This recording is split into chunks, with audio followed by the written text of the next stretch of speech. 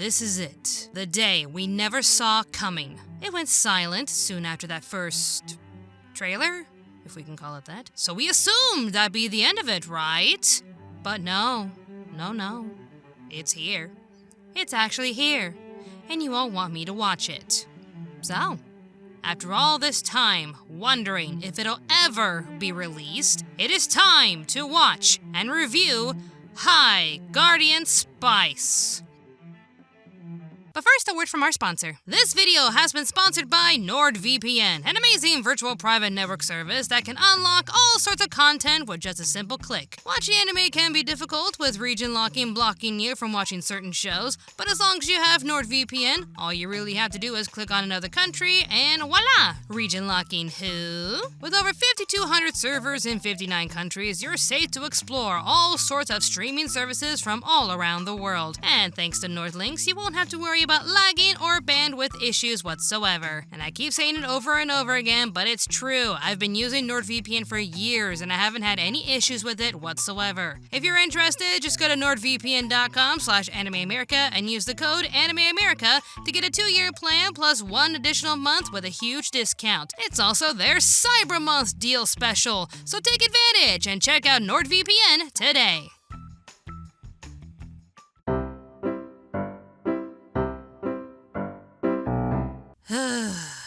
Alright, let's do this. You know, I live in a world where I've been waiting patiently for a bunch of freelance animators to finish a steampunk animated film with interesting characters, but instead I had to watch this cliched, predictable mess. At this point, what is left for there to say? Y'all wanted me to review this show, but is there really anything more that I can add to the conversation that hasn't been addressed yet? The poor animation, the poor characters, the poor story. Is there anything more I can add to warrant this review? I don't know, but I feel like ranting, so let's do this. Y'all already know about this show, but let's have a quick recap, shall we? High Guardian Spice is an American-produced anime? Right.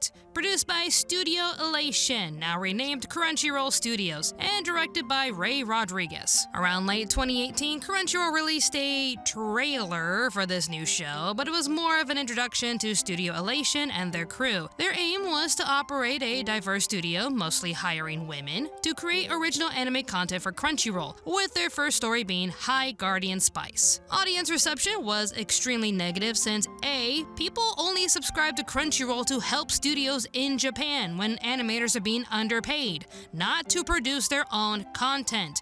And B, well, to pretty much sum up the majority of the comments in that video's comment section, this looks like woke trash. I made a video reacting to the first trailer basically saying I don't really care about who is making the content and just want to know what they're making. And also I saw their approach to diversity similar to Disney boasting about how amazingly diverse they can be while producing mediocre products that aren't really worth watching. I fully believe in the practice, show, don't tell, and would love to see more diverse characters given incredible stories regardless of their background. This just looked like every other cliched school life anime, but the main attraction to this series, however, was it just had diverse characters. That's really it. The years rolled by with not a single word mentioning this show, as Crunchyroll changed the name of Studio Elation to Crunchyroll Studios and was recently purchased by Funimation, aka basically Sony at this point. Nearly 3 years later, an actual trailer of High Guardian Spice gets released, and it was everything we expected. Predictable, cliche, and kind of boring. There wasn't anything in the trailer that looked interesting at all to me, and I honestly wasn't really interested in watching the show. But hey, a lot of you really wanted my thoughts on this show, and Crunchyroll actually released it all for free. Like, I got to watch it all without a paid subscription. I can't tell if that's foreboding or not, but at least they're not as bad as Disney charging $30 for a poorly made adaptation no one asked for and filmed it all next to a very controversial site that I can't really mention on YouTube.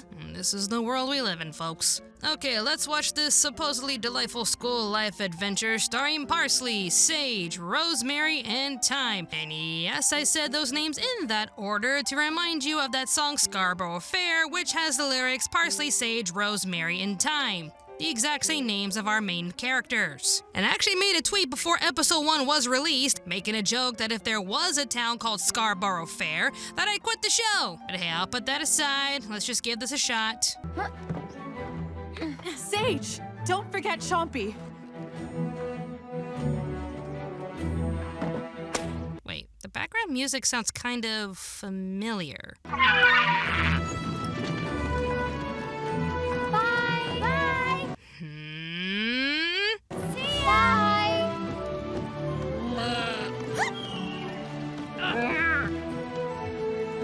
Bye, Dad. Bye, Chicory. Goodbye, Pebble. We are going to Scarborough Kingdom. Are you serious right now? What the f? Okay, plot time.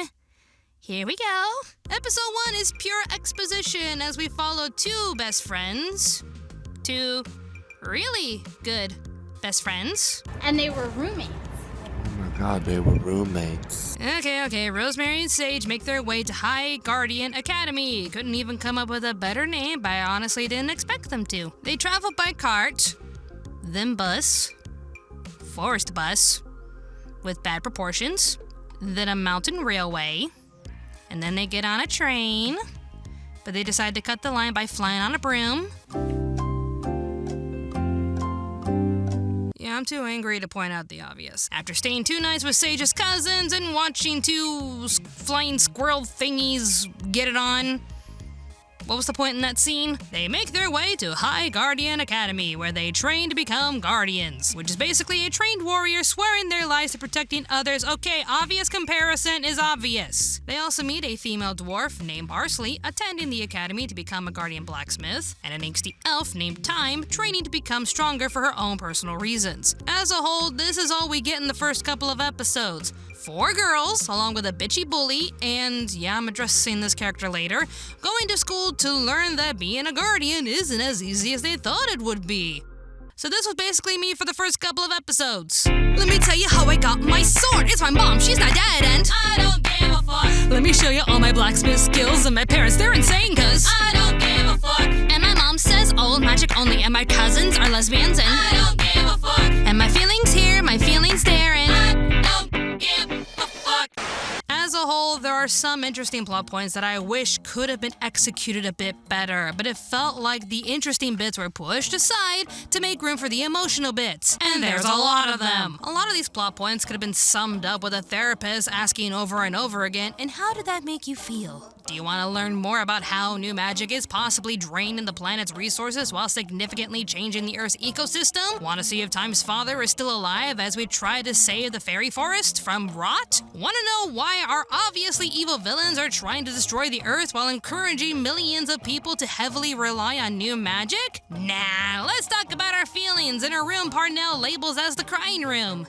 Because that exists. Yeah, there's this debate over conservative mages using old magic, while modern mages heavily encourage the use of new magic. Old magic is tiring and hard to learn, but you learn how to use it while protecting the planet's resources, i.e. similar to the rules of alchemy. New magic is instant, easy, and faster to learn, which caters to a progressive society always on the move, but it could be leading to the planet's irreversible demise. But instead of having an open debate over the subject, Sage just decides to run away and cry like her feelings just got hurt while demanding an apology from Time for apparently siding with the school bully, even though she was clearly tired and just wanted to know why Sage was so fixated on old magic. Seriously, all Sage ever says about old magic is that it's sacred, so she's just expecting people to just take her word on why old magic is better, and gets into a crying fit when no one sides with her. Not to mention we have Parsley expressing how she feels about her parents wanting her to stay home and take care of all of her baby siblings. Seriously, how many more babies do you need? And you made one more. You made one more baby. How many more do you need, Mom? Time has mommy issues because she wasn't allowed to stay at home and fight alongside her father to protect the forest. As if you could have done something to stop it, you little snapdragon dealing with his own issues, which I will again address in a moment. Parnell being the most diabetically adorable character who cannot stop talking about her feelings. I got stuff to talk about too. Rosemary standing up for herself when some hot douchebag douchebag unknowingly belittles her while trying to flirt with her, and Amaryllis likes poking fun at people due to her massive superiority complex, only for her to tone it down and prove that she can be nice once in a while when her BFF says, Stop it. Get some help. With all of that in mind, you could see how messy the plot is. It's bad enough that the interesting bits don't have enough attention while we listen to everyone's feelings, but it's all mostly accompanied by some of the most forced and awkward dialogue I have ever heard. Goodbye, Pebble! And hello to the rest of our lives. Mom, do you love being a guardian? Yes. New magic is my geography. Okay, but I've tried geography, and I'm still here, so... I guess that's true. I'm going to explode. You're not going to explode. And what would you do if I did? I'd put you back together. Look, I get that the writers are trying to give us more emotional characters to show that it's okay to be emotional, but you still have to write them like they're actual believable human beings. Not to mention, you can tell that the writers wrote the story to get our characters to certain points. You know, from point A to point B. They could only see the beginning and the end, not really seeing everything that's supposed to happen to make the connection happen without realizing the plot holes. For example, every student who goes into this cave has to return with a bottle of healing potion. But wouldn't you know it, all of the wells are dried up. Our girls find a well at the bottom of the cave, but get stuck and have to rely on a dragon egg they conveniently won against those annoying buggers. So like, did the other students fail or what? Also, the dragon makes a huge hole in the cliff that still has access to the bottom well. So unless there's a rock slide that caves in the only source of healing water this town has, time doesn't really have to panic when the cat girl Olive, come on, you knew there had to be one cat girl, breaks her one vial. Seriously, what was stopping her from asking Sage to fly down there with her broom, which she totally shows that she has, to get more? But no, she has to approach a demon to try and send a message to her father about the healing water. Not a great plan. I'm sure whatever fans this show has will probably point out how stubborn Time is and doesn't want to ask for help. But she's trying to save her forest and her father, right? If she could stop being angsty and reclusive, she could prioritize her mission instead of asking a man-eating demon to send a message. Priorities! So if you thought some of the characters were really dumb, you haven't met the dumbest villain I have ever seen in my entire life. And no, I am not exaggerating. And yet, here I am. Going back to the point A to point B argument, we have Mandrake, a shape-shifting assassin sent in to kill our heroes when Olive failed. Yeah, long story short, the girls know too much and they need to die, so saith the evil McEvil bad guys. Anyways, the guy can shape-shift into anyone, and it's completely believable. He even disguises himself as Rosemary's mother in order to lure her away and kill her. And I'm asking seriously and as professionally as possible, but what exactly stopped him? His job was to kill anyone who knew too much, but once she mentions Professor Caraway, he drops everything to look for something in his office. You had her, Mandrake. You could have killed her, hid the body, and then head to Professor Caraway's office. What stopped you? I don't get it. This then leads to his identity getting exposed with all 4 girls chasing him, and if that weren't enough... Mandrake, let me do it. Really? Why the change of heart? You were right about me. I've been a mess to attach to these 4. It's time to free myself. Ah, okay.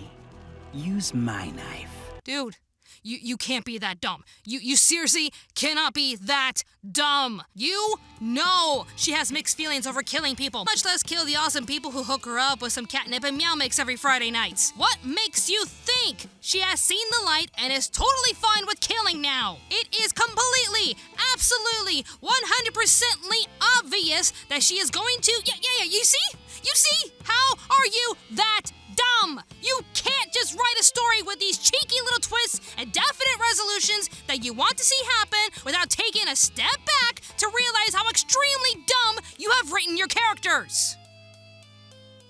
Wow, I am yelling a lot in this video. Don't worry, guys. I'm fine. How are you? I'm okay.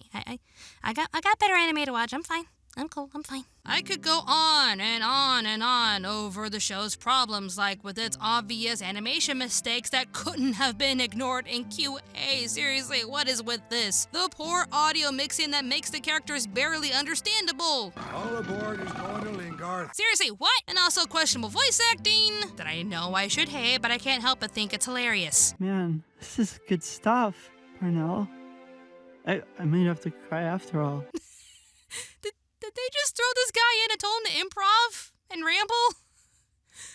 I don't know if I love or hate this performance. I'm so confused. It's okay, dude. Broken instruments make good new sounds. Want to try? I think at this point I've ranted on enough over how bad the overall presentation of this show really is. So is there anything positive I can think about this show? I'm trying my best to be as fair as possible. Is there anything? Okay, if you were to ask me, was there a show so bad but it had a character so good you just wanted to pluck them out and put them in something better? Snapdragon would honestly be my answer. Oh, my sweet child, you are too good for this show, I swear. As basic and predictable as his character arc is, it's still heaps more interesting and more thought out than anyone else in the show. Snapdragon comes off as a bully. He has to be tough and prove that he's not easy to mess with. But that's only because he was raised to do so. His father is a masculine father figure teaching his sons to fight for what they want, while his older brother bullies him for liking cute things. He feels like he has to accept his fate and become as tough and butch like his father, but he really doesn't want to be. I want smooth skin and smaller hands, and I don't know, it's like the girls, they look so strong and beautiful as mermaids. I want to be a warrior like that. He wants to be strong, but beautiful like all the other girls. He wholeheartedly wants to be a girl, while proving to his family that you can be soft and strong at the same time. Girls can do it, so why can't he? His story is extremely relatable and heart-wrenching at times. But here's where High Guardian Spice messed it up. You are a girl? I'm transgender. Okay, so we basically get this scene twice, but it should have only been done once, and for Snapdragon only. Professor Caraway could have opened up to Rosemary about his friendship with her mother, and we see the portrait of them as kids without him having to explain what transgender means. At least not until episode 11 when Snapdragon snaps. Wait, did they name him Snapdragon because this whole talk about transitioning magic, becoming the person you feel you were born to be, and educating the masses on what transgenders are should have all been saved for Snapdragon alone. Rosemary doesn't really do anything with the knowledge that Caraway was a girl. And again, I cannot stress this enough. Show, don't tell. Zombieland Saga and Wandering Sun can do it. So can you. The talk between Caraway and Rosemary felt pointless when it barely affects Rosemary or the plot. You can honestly sum up this whole scene like, you used to be a girl? Neat! I broke my mom's sword, but this could have been a bigger impact if the conversation was saved for Snapdragon. He's a vulnerable kid freaking out about his future and feels completely alone in the world. But then Professor Caraway opens up about his transition, which brings a new spark of hope for Snapdragon. From there, he gathers the courage to help save his school while also looking amazing wearing nail polish. Seriously, how did this show get such an amazing character and they still found a way to fuck up his story? Overall, I gave High Guardian Spice a chance, and I did notice a few things it had to offer, but it all led to a sloppy mess. It's frustrating when you feel like all these writers wanted to do was make a simple adventure story, but with more characters that they could relate to.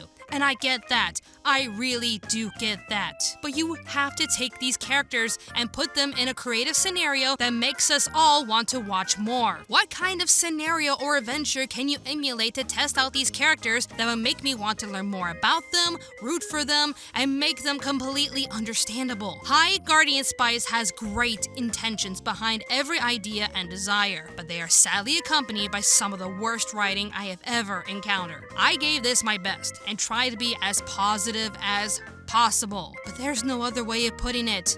High Guardian Spice had the worst teaser announcement was given lackluster animation and led by poorly written characters who honestly deserved better. A new mission for Neppy Cat.